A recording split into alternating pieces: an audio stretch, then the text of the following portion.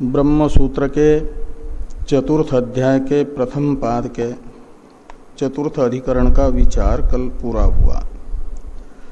पंचम अधिकरण का विचार प्रारंभ हो गया था। पंचम अधिकरण के संक्षिप्त स्वरूप को बताने वाले अधिकरण सार के दोनों श्लोकों की चर्चा हम लोग कर चुके हैं। भाष्य तथा टीका के अनुसार पंचम अधिकरण का विचार आज प्रारंभ होना है।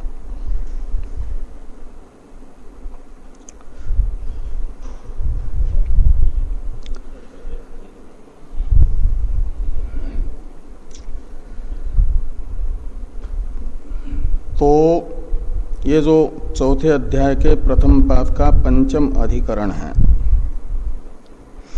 इसके विषय को भाष्यकार भगवान बता रहे हैं। विषय संशय को तो भाष्य में देखा जाए,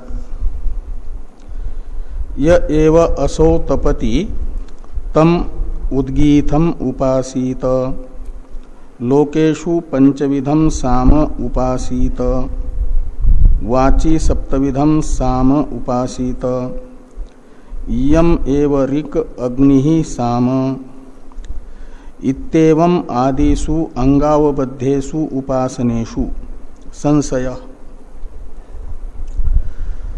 तो य एव असौ तपति तम उद्गीथम उपासित इत्यादि वाक्य जो यहाँ पर बताए गए हैं छांदोग्य उपनिषद के प्रथम तथा द्वितीय अध्याय में आए हुए वाक्य हैं। छांदोग्य उपनिषद के प्रथम तथा द्वितीय अध्याय में उपासनाओं का वर्णन है, अंगावबद्ध उपासनाओं का। 5 अध्यायों में उपासनाओं का ही उपासनाओं का वर्णन है। उपासनाएं कर्मांग अवबद्ध उपासनाएं और स्वतंत्र उपासनाएं भेद से 2 प्रकार की। कर्मांग अवबद्ध उपासनाएं छांदोग्य उपनिषद के प्रथम 2 अध्यायों में वर्णित है। यहाँ पर कर्मांग अवबद्ध उपासनाओं को बताने वाले जो वाक्य हैं उनके द्वारा प्रदर्शित कर्मांग अवबद्ध उपासना इस अधिकरण के विषय के रूप में बताई जा रही है। तो य एव असौ तपति तम उद्गीथम उपासित, ये भी उद्गीथ नामक साम का अवयव विशेष है। साम के कहीं 5 अवयव हुआ करते हैं, कहीं किसी साम के 7 अवयव हुआ करते हैं। उन सब अवयवों के साम के अलग अलग नाम हुआ करते हैं। उनमें एक नाम विशेष है उद्गीथ। तो वो साम पूरा कर्मांग है, तो साम का एक अंश जो उद्गीथ नाम वाला है वो भी कर्मांग है। और उद्गीथ नामक साम के अंग का गान करने वाले जो ऋत्विक होते हैं उन्हें कहा जाता है उद्गाता। और उद्गाता जब उद्गीथ नामक साम अवयव का गान करता है तो उस समय वह सामगान के प्रारंभ में जो ओम ऐसा उच्चारण करता है, उसी ओम इत्याकारक उसके द्वारा उच्चारित तो ध्वन्यात्मक ओंकार को भी साम के प्रारंभ में उच्चारित होने के कारण, उद्गीत के प्रारंभ में उच्चारित होने के कारण उद्गीत कहा जाता है ओंकार को। और वह वहां पर उद्गीत शब्द से ग्राह्य है इस वाक्य में। और यहां बताया जा रहा है कि उद्गीथम उपासित, और ये एव असौ तपति इस वाक्य से लिया जा रहा है आदित्य को। ये एव असौ तपति यानी जो वह अंतरिक्ष में प्रकाशित हो रहा है, तो अंतरिक्ष में प्रकाशित हो रहा है आदित्य, इसलिए ये एव असौ तपति शब्द से लिया जाएगा आदित्य, और उद्गीत शब्द से लिया जाएगा कर्मांग उद्गीत ओंकार। ये दो यहां पर प्रतीत हो रहे हैं, तो इसमें संशय होता है ये जो कर्मांग अवबद्ध उपासना है इसमें प्रतीयमान जो दो पदार्थ हैं आदित्य और उद्गीत, इनमें से किसकी दृष्टि किसमें की जाए? आदित्य की दृष्टि उद्गीत में की जाए या उद्गीत की दृष्टि आदित्य में की जाए, ये संशय है। जैसे पहले आया था कि आदित्य ब्रह्म इत्ति आदेश मनो ब्रह्म इत्ति उपासित, तो वहां मन और ब्रह्म दो पदार्थ थे, उनमें पूर्वाधिकरण ने बता दिया कि जो इन दो में से उत्कृष्ट होगा उसकी दृष्टि निकृष्ट में की जाए। तो मन और ब्रह्म में उत्कृष्ट माना जाता है मन की अपेक्षा ब्रह्म को, क्योंकि ब्रह्म कारण है, मन विकार है, कार्य है।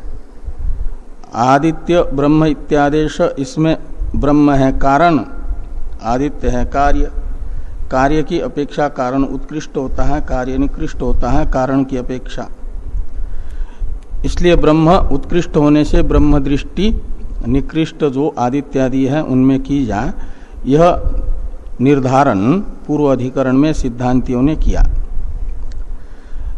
ऐसे यहां पर आदित्य और उद्गीत इन दो में कौन उत्कृष्ट है कौन निकृष्ट है इसका निर्धारण नहीं हो पा रहा है। दोनों भी विकार हैं, कार्य हैं, तो दोनों कार्य होने से इन दोनों का निर्धारण नहीं होगा, दोनों में से यह श्रेष्ठ है और यह निकृष्ट है करके।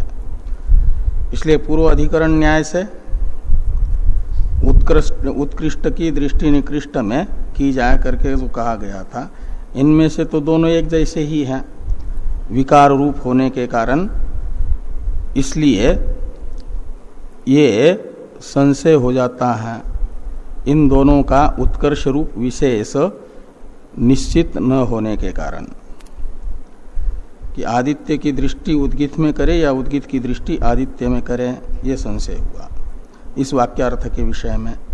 ये एव असौ तपति तम उद्गीतम उपासित, इस वाक्यार्थ के विषय में यह संशय होगा।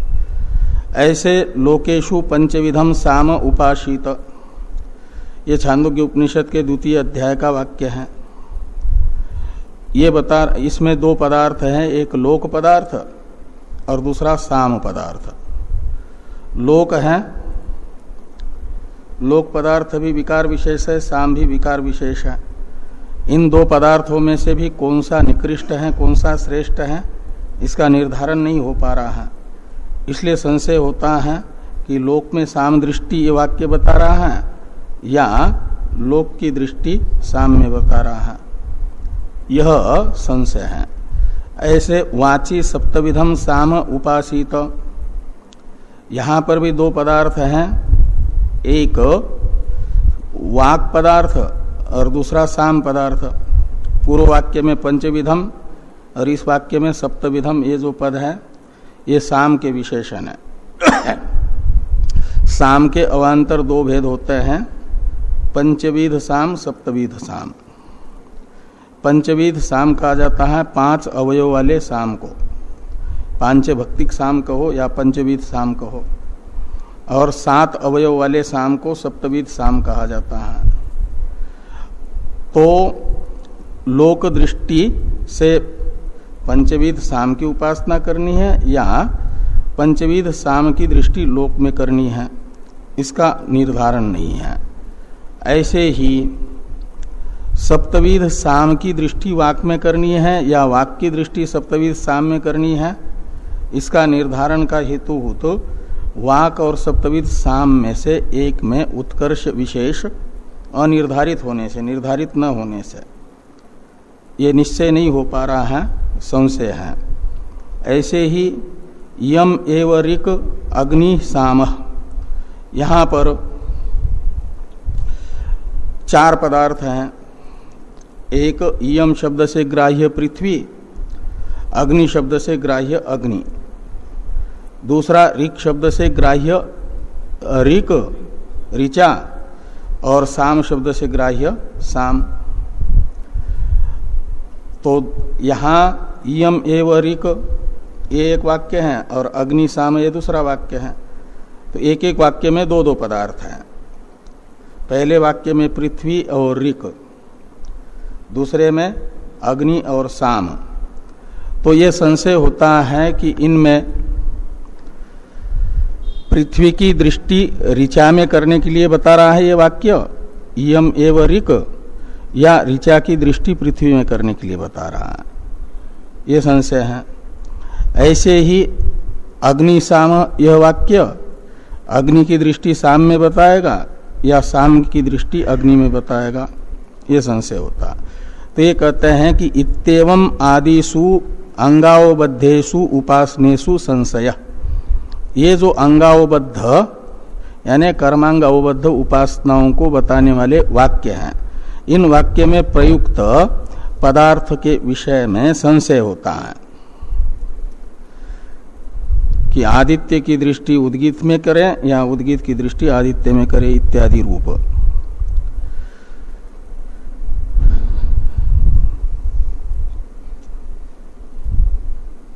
यही संशय का आकार बताया जा रहा है। किम आदित्यादिषु उद्गीतादि दृष्टयो विधीयन्ते किम वा उद्गीतादिषु एव आदित्यादि दृष्टय विधीयन्ते का अध्ययन कर लेना पूर्व वाक्य से इधर भी इति ये संशय है। तो इन वाक्यों के द्वारा आदित्यादि की उद्गीतादि में दृष्टि बताई जा रही है या उद्गीतादि में आदित्यादि की दृष्टि यह वाक्य बता रहे हैं, ये संशय हुआ। थोड़ी टीका है, टीका को देखिए। संशय का हेतु टीकाकार बताते हैं। टीका है पीछे वाले पृष्ठ से अंतिम पंक्ति में, पृथ्वी अग्नि अंतरिक्षादित्यादि संगेषु लोकेषु हिंकार प्रस्ताव उद्गीत प्रतिहार निधनैहि अंशय पंचांशन साम तैरेव आदि रीति उपद्रव इति च भक्तिद्वय अधिकैः सप्तांशम साम इति भेद। सप्तांशम इसमें श पर अनुस्वार होना चाहिए। हाँ, सप्तांशम जैसे पंचांशम में है ना, पंचांशम साम, साम शब्द नपुंसकलिंग है, इसलिए और उसी का विशेषण है सप्तांशम, तो श पर भी अनुस्वार होना चाहिए। ता पर तो ही है, उसके साथ श पर भी होना चाहिए। तो ये कहते हैं कि ये जो 5 लोक हैं, लोकेशु पंचविधम साम उपासित, इस वाक्यस्थ लोक शब्द से ग्राह्य वो 5 लोक हैं, पृथ्वी लोक, अग्नि लोक, अंतरिक्ष लोक, आदित्य और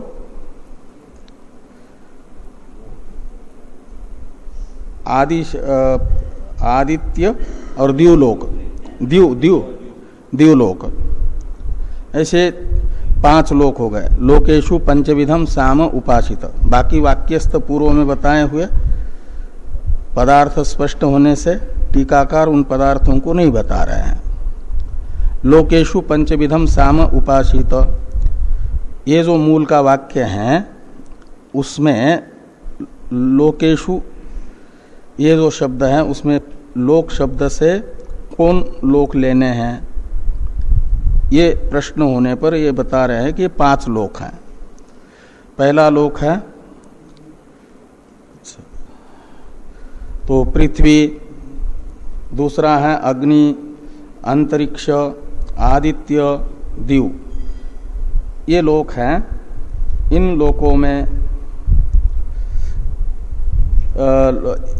हिंकार, प्रस्ताव, ये 5 अवयव साम के बताए जा रहे हैं। पहला अवयव है हिंकार, दूसरा है प्रस्ताव, तीसरा है उद्गीत, चौथा है प्रतिहार और 5वां है निधन। ये साम के 5 अवयवों के अलग अलग 5 नाम हैं। तो निधन ही अंशई पंचांशन साम, ये जो 5 अंश बताए हैं, 5 अवयवों के 5 नाम, इन 5 नाम वाले 5 अंशों को मिलकर के 5 अंश वाला पंचविध साम बन जाता है। तो ये 2 पदार्थ हो गए। लोकेशु शब्द से बताया जाने वाला पदार्थ हो गया ये 5 लोक, और पंचविध साम शब्द का अर्थभूत हुए इन 5 अवयव वाले हिंकारादि नामक 5 अवयव वाला एक साम। ये 2 पदार्थ हो गए। लोकेशु पंचविधम साम उपासितम है। ऐसे ये जो है वाची सप्तविधम साम उपासितम है, वो सप्तविध साम कौन है? तो कहते ये जो 5 साम के अवयव बताए हैं हिंकार आदि, इन 5 के साथ और 2 को मिला लेंगे, आदि और उपद्रव नामक अवयवों को, तो 7 अवयव हो जाते हैं। और ये 7 अवयव जिस साम के उसे कहा जाएगा सप्तविध साम।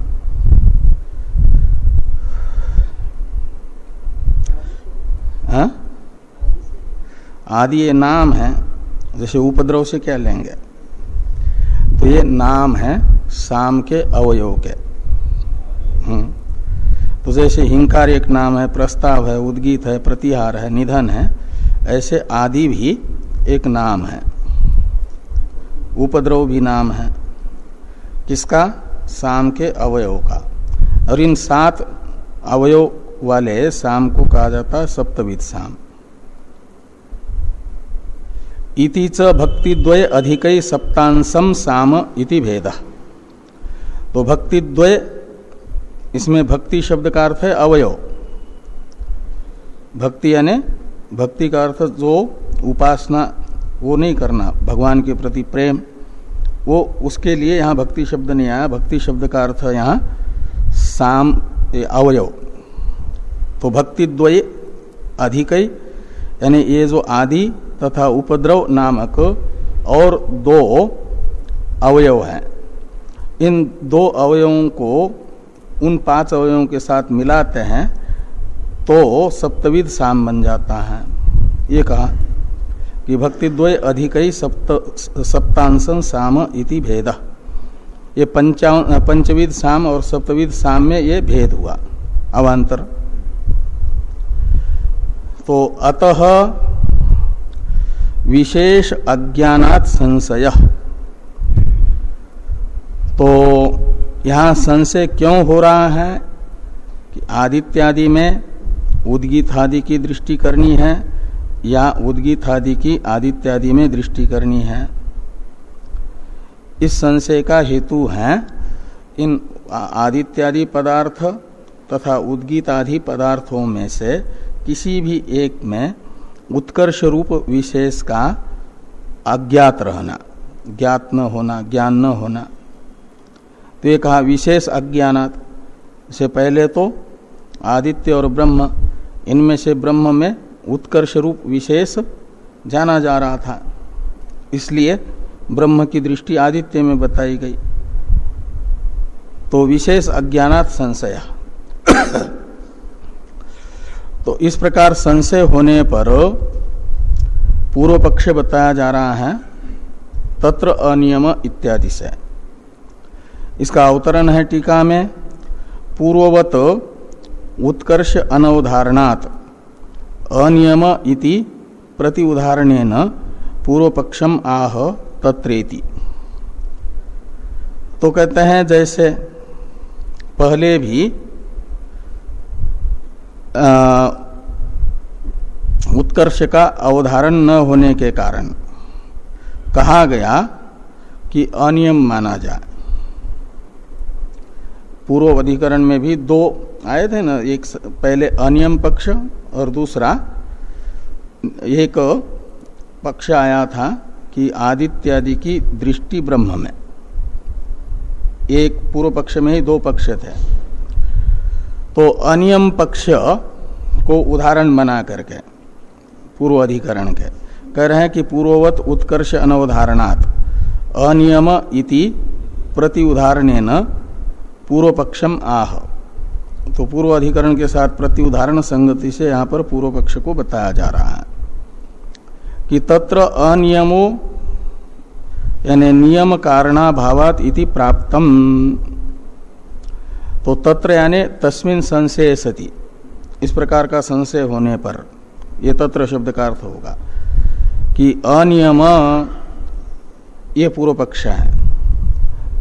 तो अनियम है का मतलब निश्चित नियम नहीं है कि आदित्यादि में उद्गीत आदि की ही दृष्टि करो या उद्गीत आदि में आदित्यादि की ही दृष्टि करो, दो में से कुछ भी कर सकते हैं, यह अनियम पक्ष है। ऐसा क्यों? तो कहते हैं नियम कारणाभावात्, कोई नियामक न होने से, ये पूर्व पक्ष ने पहले भी कहा था। तो नियम कारणाभावात् अनियम ये पूर्व पक्ष प्राप्त हुआ।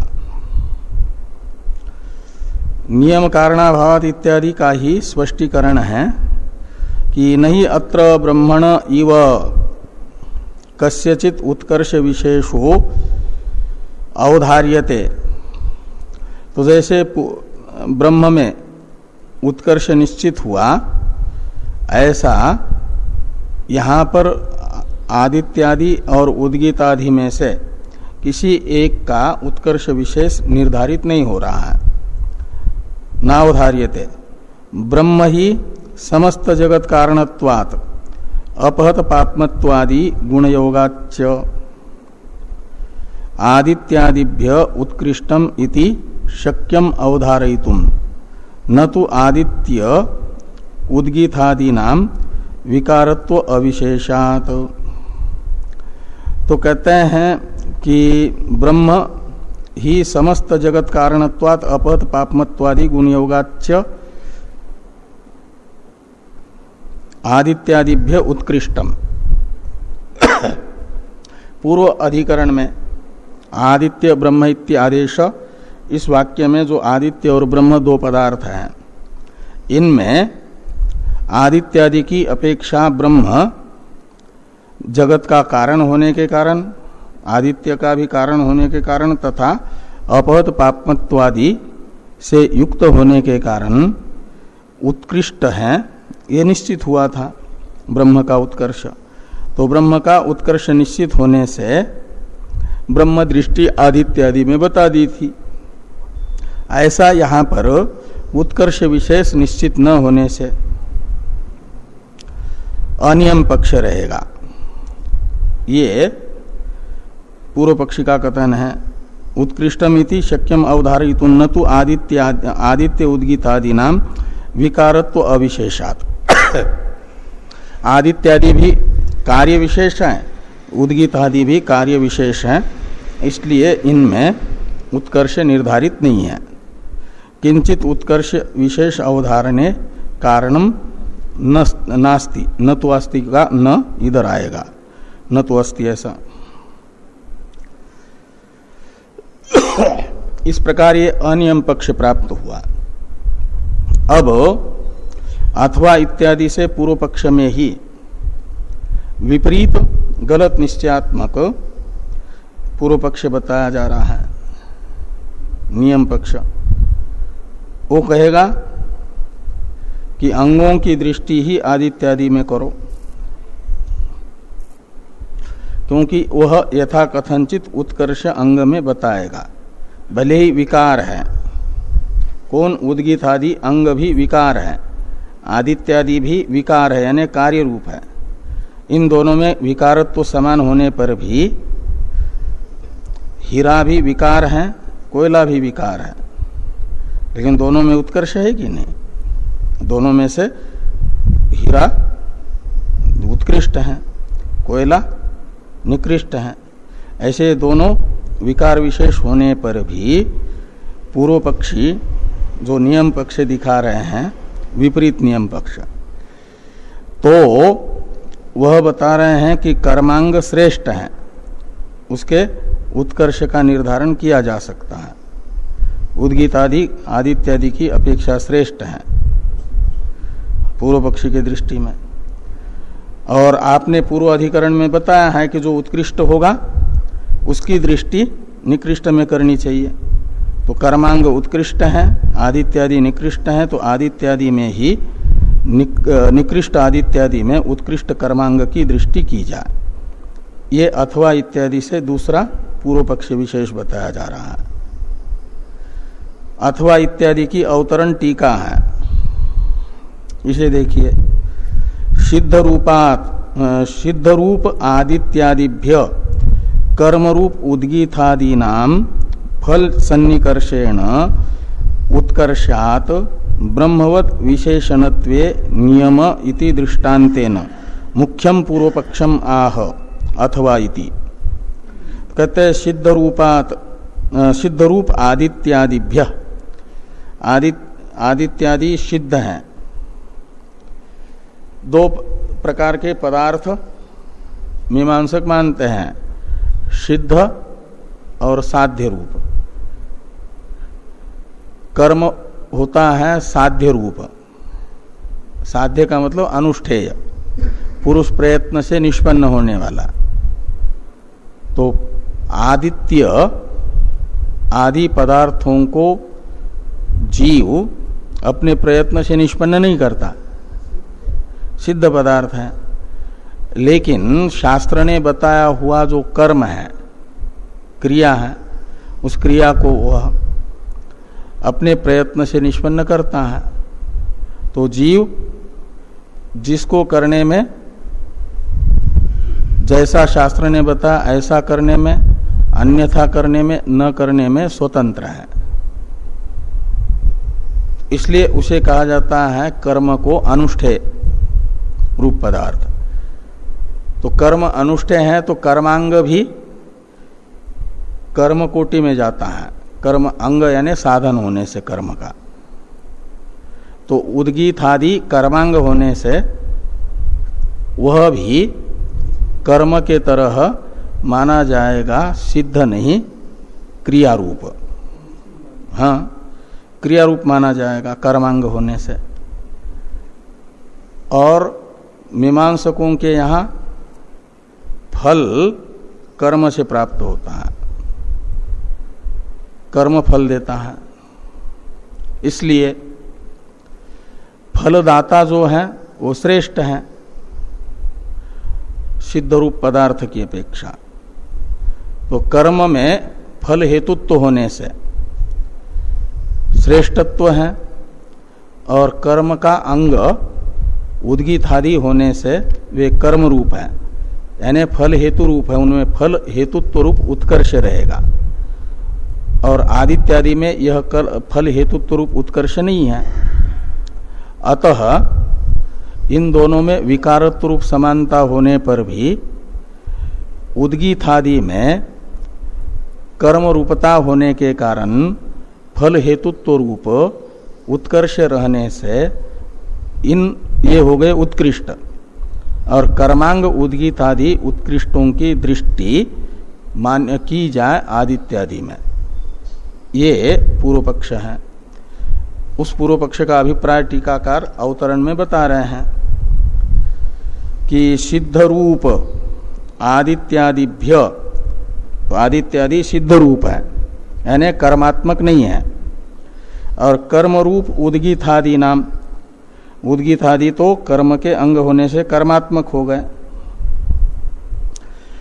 तो कर्मरूप उद्गीतादि नाम फल सन्निकर्षेण उत्कर्षात्, तो फल के निकटवर्ती हैं वे। कौन? उद्गीतादि कर्म रूप होने से। तो फल सन्निकर्षेण उत्कर्षात्, वो उत्कृष्ट हो गए, उद्गीतादि में उत्कर्ष रहेगा। इसलिए ब्रह्मवद विशेषणत्वे नियम, तो जैसे ब्रह्म उत्कृष्ट होने से ब्रह्म दृष्टि ही पूर्व अधिकरण में बताई गई आदित्यादि में करने के लिए, निकृष्ट में उत्कृष्ट की दृष्टि। तो यहाँ उत्कृष्ट हो गया कर्मरूप होने से उद्गीतादि, उनकी दृष्टि निकृष्ट सिद्ध रूप होने के कारण जो आदित्यादि है उनमें की जाएगी। तो विशेषणत्वे नियम इति दृष्टान्तेन मुख्यम पूर्व पक्षम आह, ये जो मुख्य पूर्व पक्ष है उसे बताते हैं अथवा इत्यादि से, अथवा इति।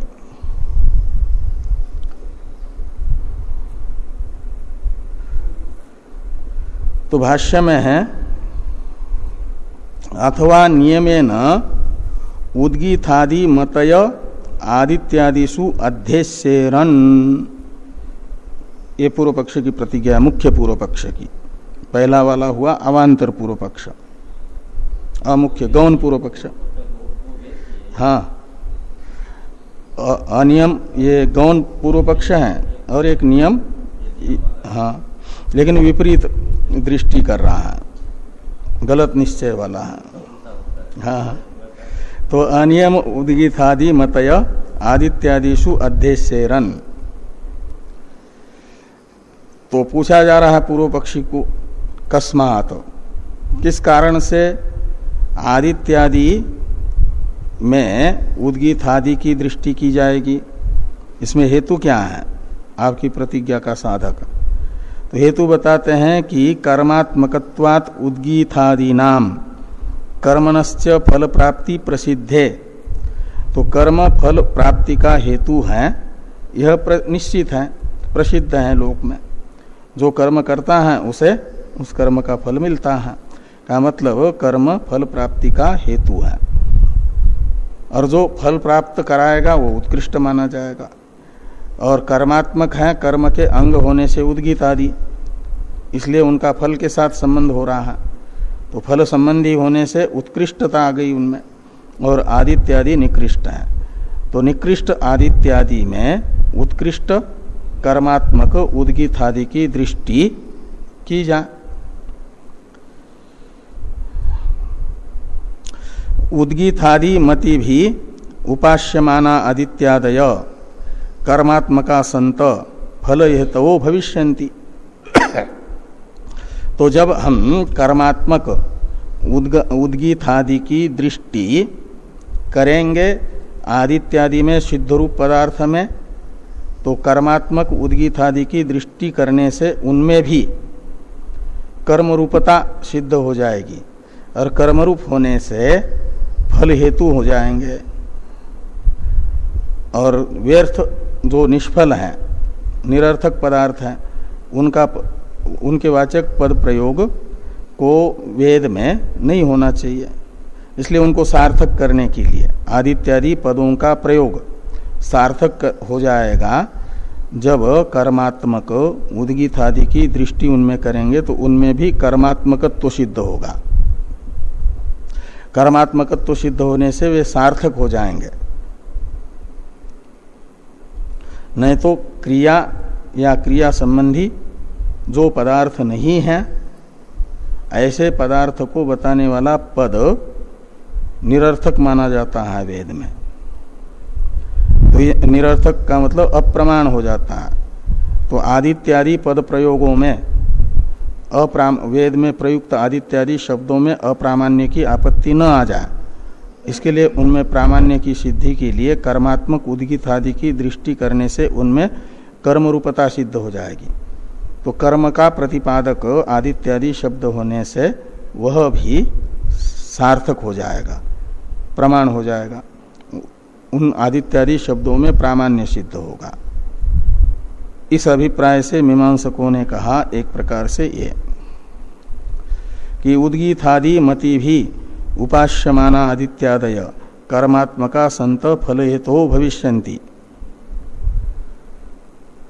तथा च इत्यादि का अलग अवतरण है, उसे देखिए। पहले पूर्व पक्षी क्या नाम टीकाकार पूर्व पक्ष तथा सिद्धांत मत में फल भेद बताते हैं।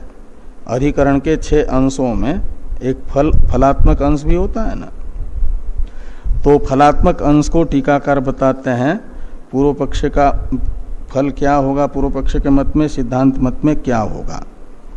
तो तत्त पक्ष सिद्धिरेव पूर्वोत्तर पक्ष फलम मंतव्यम।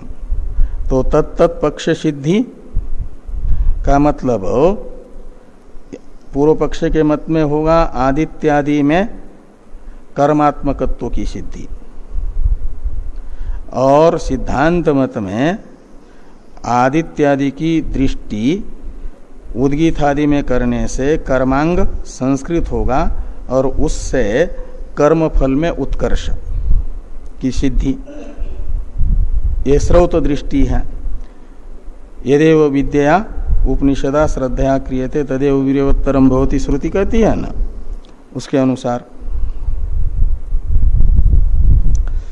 तो ये तत्त अपने अपने पक्ष की सिद्धि ये पूर्व पक्ष तथा सिद्धांत मत में फल होगा। अब तथाच इत्यादि की अवतरण टीका है।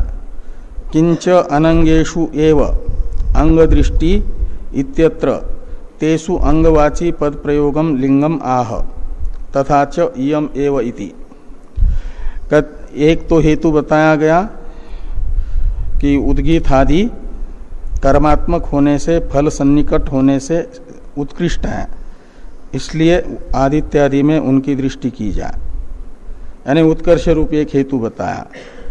दूसरा हेतु बताया जा रहा है कि ये जो अंग के वाचक शब्द हैं उनका अनंग लोकादि में प्रयोग जो वेद में हुआ है वह भी ये ज्ञापन करता है कि लोक अनंग में अंग दृष्टि करनी चाहिए। जो अंग नहीं है, आदित्यादि अंग नहीं है, उनमें अंगभूत उद्गीतादि की दृष्टि। इस अभिप्राय से लिखते हैं कि किंच अनंगेषु, यानी अनंग कहा जाता है जिस जो कर्म का अंग नहीं है ऐसा पदार्थ।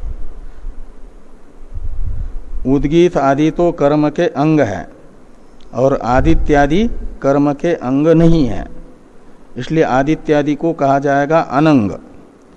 तो अनंगेषु यानी जो कर्म का अंग नहीं है उनमें अंग दृष्टि, अंगों की दृष्टि करनी चाहिए। इत्यत्र, ये जो हमारा पक्ष है, पूर्व पक्षी कह रहे हैं, हमारा मत है, इस मत की सिद्धि में, इत्यत्र का अर्थ हुआ इस मत का साधक लिंग ये भी है। इत्यत्र लिंगम आह, लिंग कहते हैं ज्ञापक को। वो ज्ञापक क्या है कि तेषु अंगवाची पद प्रयोगम, तेषु यानी अनंगेषु, अनंग पृथ्व्यादि में अंग के वाचक पद का प्रयोग वेद में हुआ है। वह ज्ञापन करता है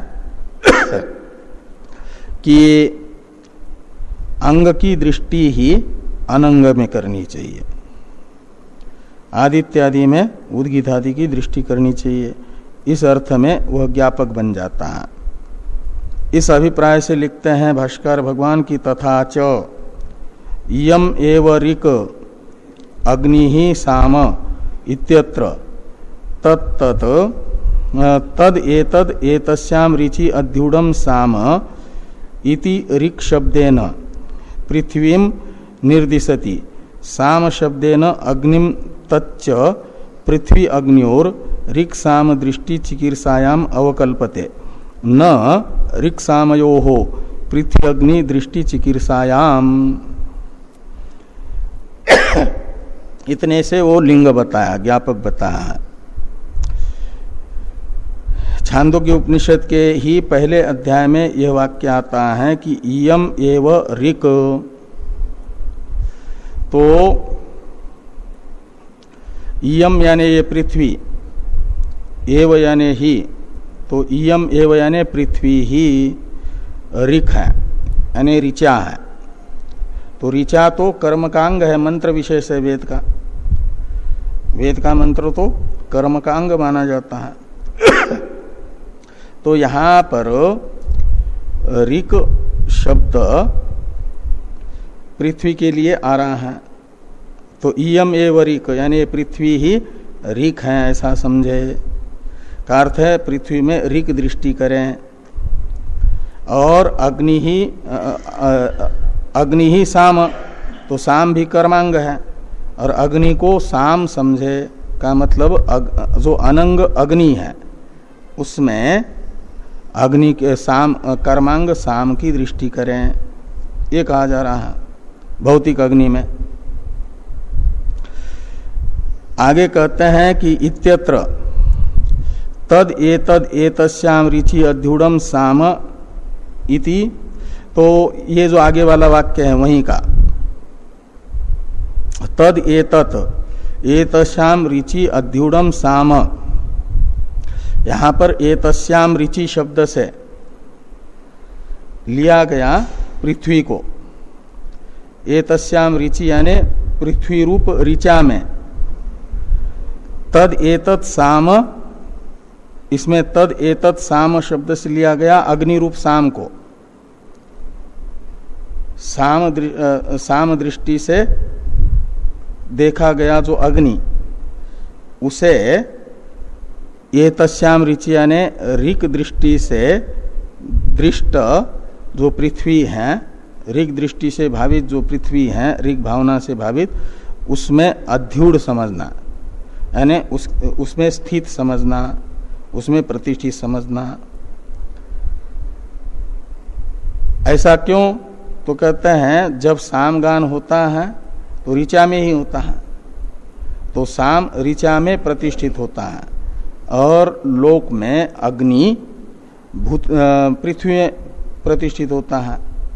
ये जो काष्ठादि रूप पृथ्वी है उसी से अग्नि प्रकट होता है ना, इसलिए अग्नि पृथ्वी में स्थित है माना जाता है।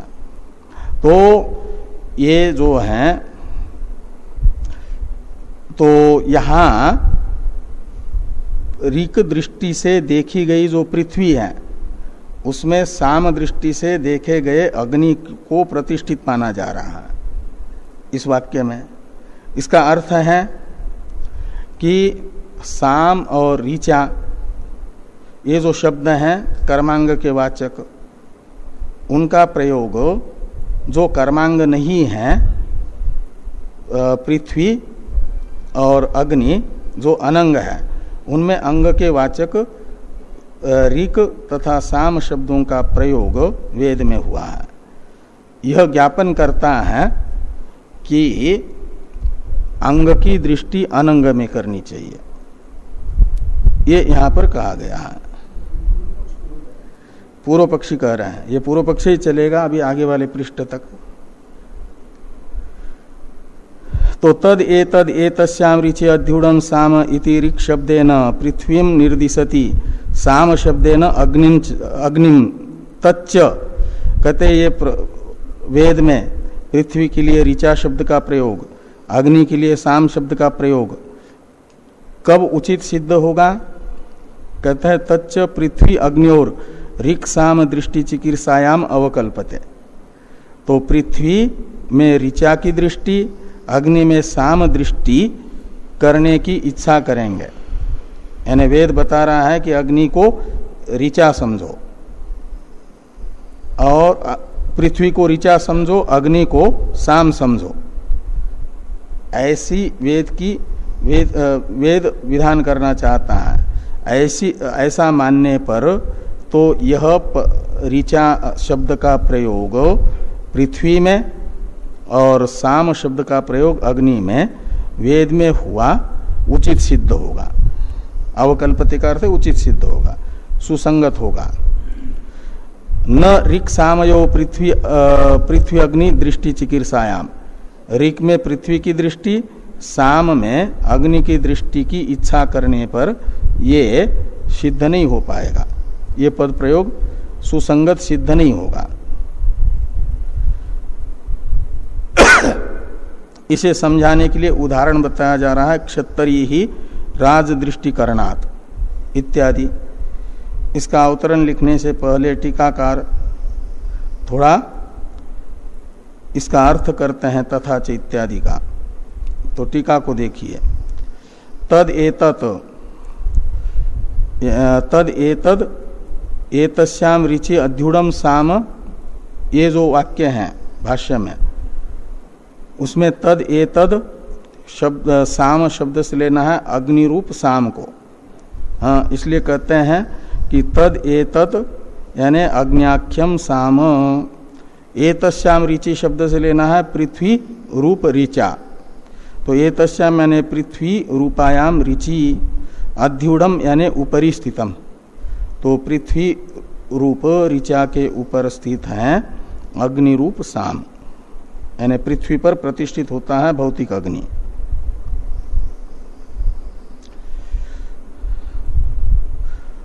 आगे टीका में है क्षत्तरी इत्यादि का अवतरण।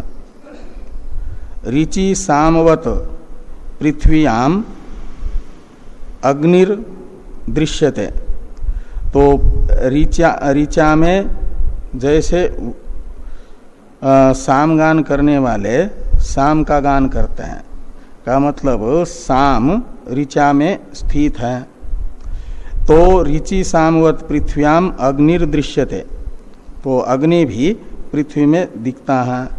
अतः साम्यात, ये जो समानता है, इसी समानता को लेकर के पृथ्वी एव ऋक अग्नि साम इति ध्यानम विहितम, पृथ्वी की ऋचा की दृष्टि से और अग्नि की साम की दृष्टि से उपासना बताई गई, ध्यान यानी उपासना।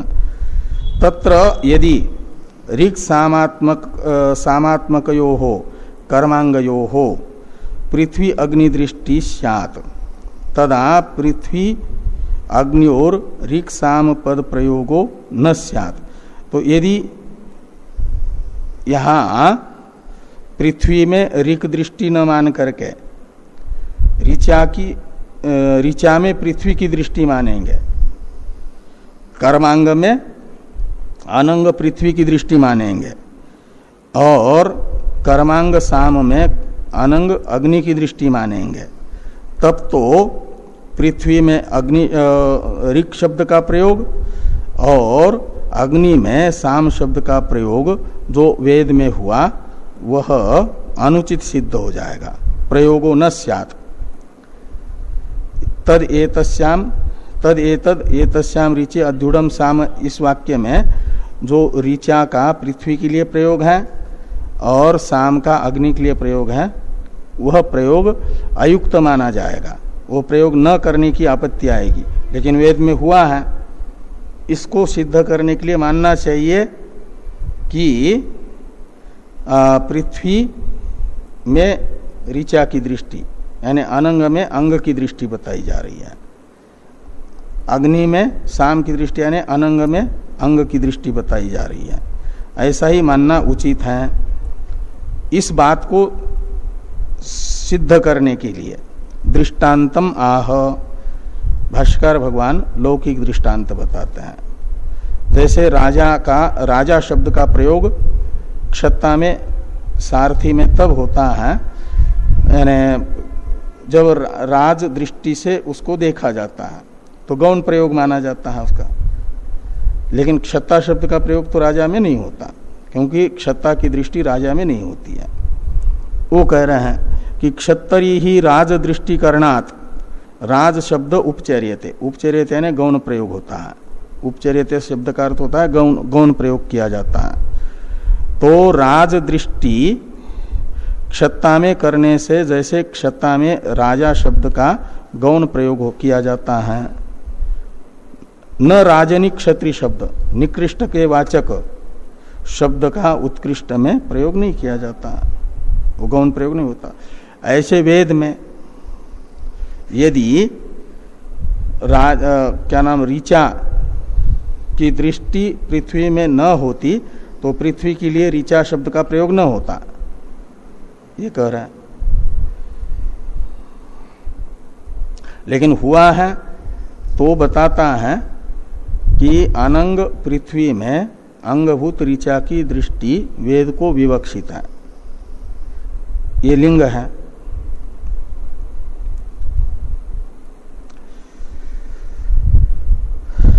टीका में एक वाक्य है, अतः प्रयोग अन्यथा अनुपपत्या पृथ्वी अग्न्योर ऋक्साम दृष्टि इत्यर्थ।